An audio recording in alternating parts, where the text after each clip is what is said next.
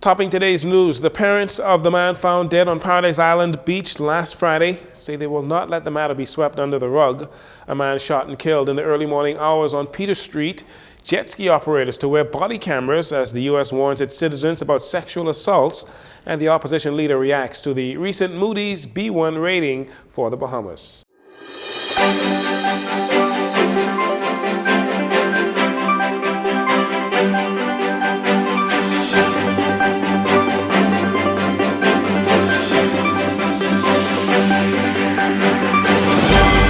This is your Jcn Evening News. I'm Jarino Saunders. Thank you so much for joining us.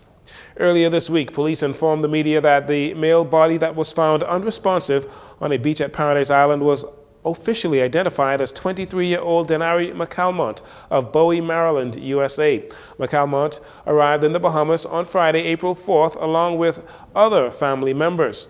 A post-mortem examination was performed, and the pathologist's findings revealed that he died as a result of drowning. However, McCalmont's mother, Michelle, claimed her son was beaten and traumatized. She says there were visible injuries to his face. On Thursday, the Minister of National Security, Wayne Munro, was asked to comment on the matter in light of the claims made by the victim's mother.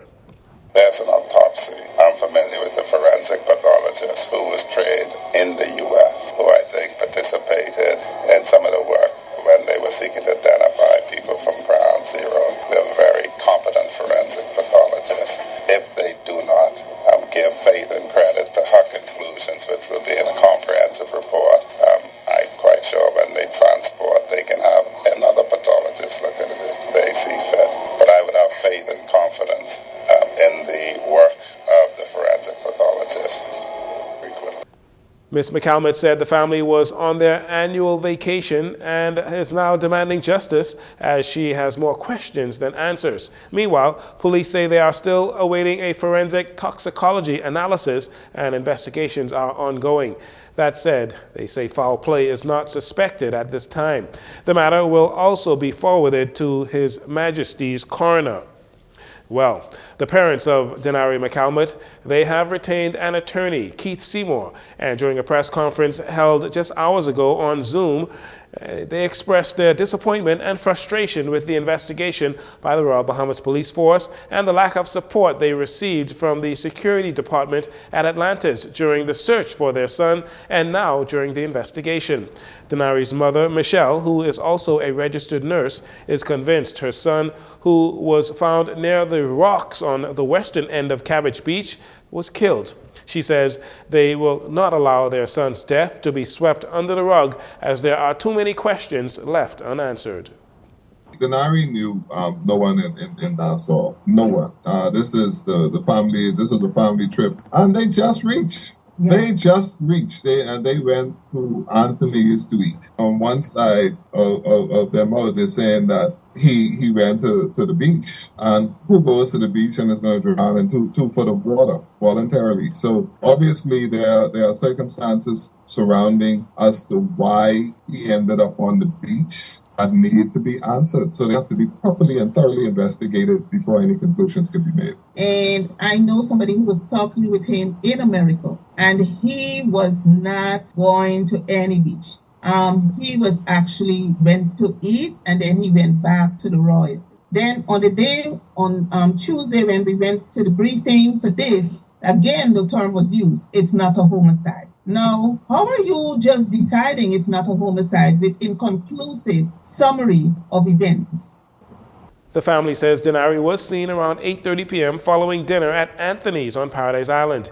He said he was going for a walk around the hotel and would not go to the beach on a cool, windy Friday night, they say. His mother said police informed them that he may have been in an altercation after allegedly spinning on a person who remains unidentified. His mother says that is outside of his character.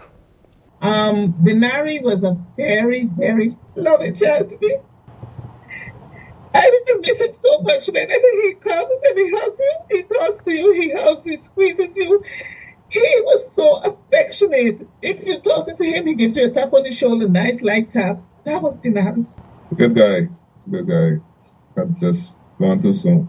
Well, he would have had an incident, and that is what prompted us as well, that if he had an incident, would this incident have provoked the security at Atlantis to become involved? See, we don't know anything. And that is what they need to tell us, because it had to have been initiated from something. And how did the police get involved? You see, it's too many unanswered questions. It's too much openness. It's too much inconsistencies. So close the inconsistencies. Do a proper investigation, and don't come to no conclusion unless you do that. The family, who have moved to another property on Cable Beach as the investigation continues, believe there is a cover-up between the police and the security at Atlantis and that someone should have been arrested by now. Attorney Seymour says the police investigators were too quick to determine that foul play was not suspected in the absence of a completed autopsy report and while investigations are ongoing. He is calling on the Commissioner of Police to see to it that there is a thorough investigation into this matter. We'll have more from that press conference in a later report. Well, shots rang out on Peter Street early this morning. When police got there, they and the emergency medical services personnel, they arrived on scene to find a victim dead. Police say ShotSpotter detected the gunshots shortly after 3:30 a.m. this morning. The man was found with multiple gunshot wounds lying in the back seat of a vehicle near Market Street. That was near the Market Street side of Peter Street. According to JCN's records, this is the 23rd person to be killed this year. For the second time this month, the U.S. Embassy Nassau has issued a security alert to its citizens visiting the Bahamas in regards to renting jet skis on beaches on Nassau and Paradise Island, reporting that Nassau jet ski operators have raped and sexually assaulted U.S. citizen women, with 2 rapes reported in the past month, 3 in 2024. Local officials are seeking to ease those concerns by the U.S. officials. The Minister of National Security, Wayne Munro, acknowledges these concerns and says action is being taken. The U.S. Embassy will warn its citizens based on what it sees to be credible threats, and so we have to move to minimize those threats. I understand there is a committee that's chaired by tourism that has representation from the port, and as far as I'm aware, Assistant Commissioner of Police Janet McKenzie is the police representative on it. I support the initiative, the solution being advanced by the police. The initiative being advanced by the police to reduce, if not eliminate, the instances of alleged rapes in the jet ski industry is to have electric eyes on the jet ski operators. In other words, body cameras. Minister Munro explains exactly the type of body cams and how they will work. We have, together with the police, gotten the pricing of the body-worn 4 cameras, the ones that are active live. You can view it real time, and the wearer can communicate back to you, and you can communicate to the wearer while one doesn't jump to a conclusion about innocence or guilt. And the renter would wear it, and at the end of it, you should be able to download and get a video of your ride that you can share with friends, put on your social media content. Legitimate jet ski operators say much of the illegal activity in the industry comes from unregulated, unlicensed individuals looking to make a fast buck. As many of the incidents reported have been placed, or have taken place rather, in secluded areas, the body cameras are expected to shed light on what may occur in those instances. And finally, in this segment, while the Prime Minister is encouraged by the recent B1 international credit ratings by Moody's, they gave that to the Bahamas earlier this week, stating that there is a positive outlook for the nation's economy, although there are still risks associated with the country's ability to borrow.